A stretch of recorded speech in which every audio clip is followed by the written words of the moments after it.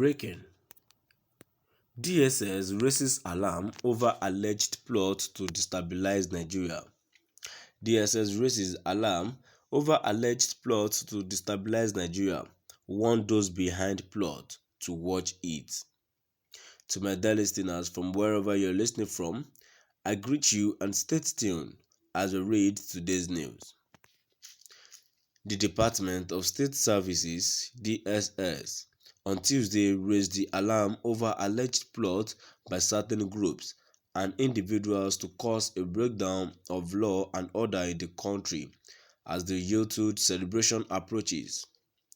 Addressing newsmen in Abuja, the spokesperson of the service, Dr. Peter Afunaya, however, warned those behind the dastardly act to retrace the steps as the service would deal with them and their collaborators decisively according to the law of the land. Afunaya lamented that many simply want to use the present situation in the country to cause divisions among citizens, seek cheap popularity, and or present the country as ungovernable. He stated that this was more so as the service had observed that some persons who were desperately seeking power used wrong and skewed narratives to not only mislead citizens but overeat the polity. He added that already such persons were exploiting and politicizing the issue of insecurity in parts of the country for pecuniary and other selfish reasons.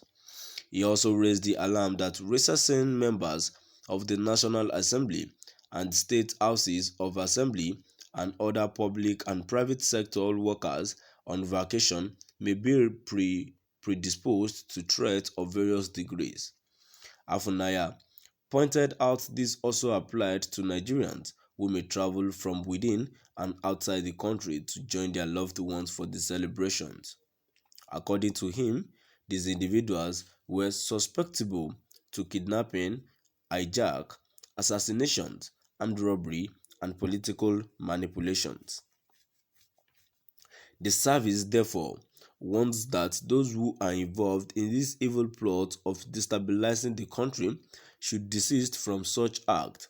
It also enjoins politicians to play by the rule and avoid statements or activities capable of inflaming the fire of division and violence prior to the 2023 elections.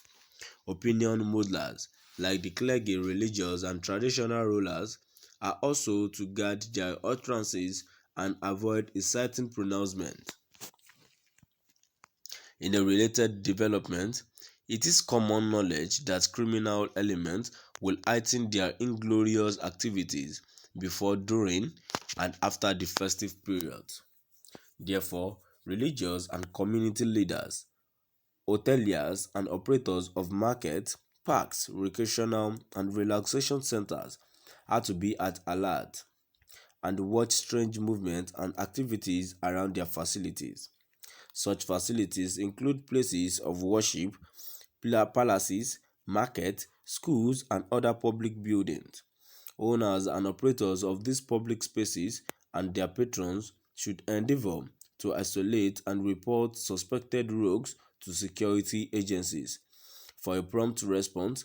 Consequently, the service's interactive website and complaint lines will remain active and available to the public. Its formation at the state and local government levels will be open 24 hours of the day. This is in line with the service commitment and support to the populace.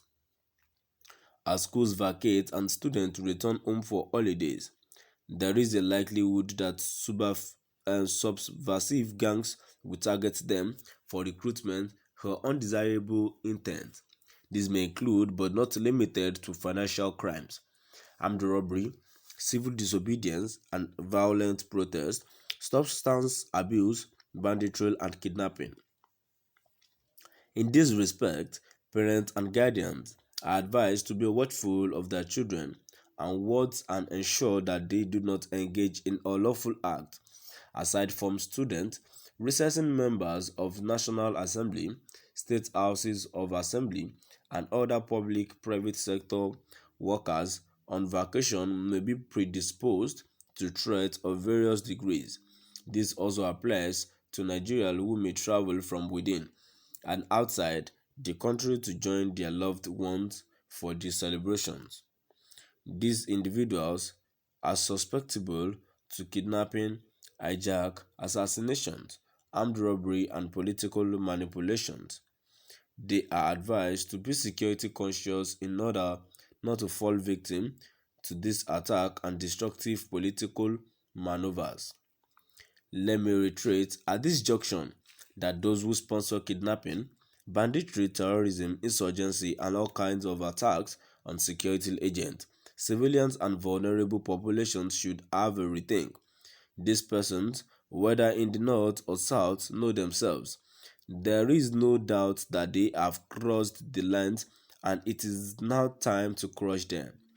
The service also accused the legal team of the detained leader of the proscribed indigenous people of Biafra, IPOB, Nnamdi Kanus, of misleading the public with fake news about their client was allegedly being maltreated in the custody.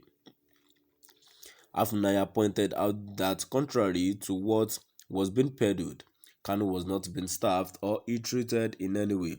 According to him, on IPOB and the alleged ill treatment of its detained leader, the service has, without any fear of contradiction, applied restraint in making public statements over the matter.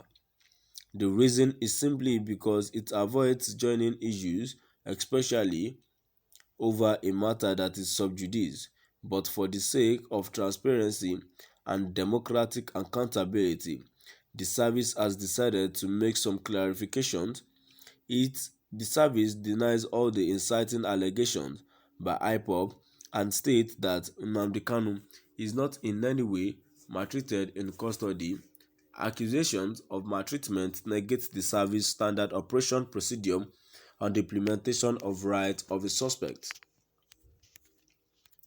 Nnamdi Kanus enjoys full luxury in the holding facility incomparable to any of its type anywhere in the country. He is accorded full rights and privileges. He is never denied his right of worship or freedom from his select religious practice. Adequate attention is paid to Kanus' health. He has unhindered access to the best medical care and doctors. Kanus himself has confirmed to his visitors that this service has never in any way maltreated him. He even confirmed this to the quartet of senators Ike Ekweremadu and the Ineye Abaribe, Bishop Sunday Onuhoha of the Methodist Church, Nigerian and co-chair Interfaith Dialogue Forum for Peace, and Ambassador Okechukwu Emuche, MFR Secretary General Ohaneze Indigbo, who saw him on Wednesday, December 8, 2021. To my dear listeners, please, now we've come to the end of our today's news, and please do drop by at the comment section and let us know what your view is all about today's news. Thank you.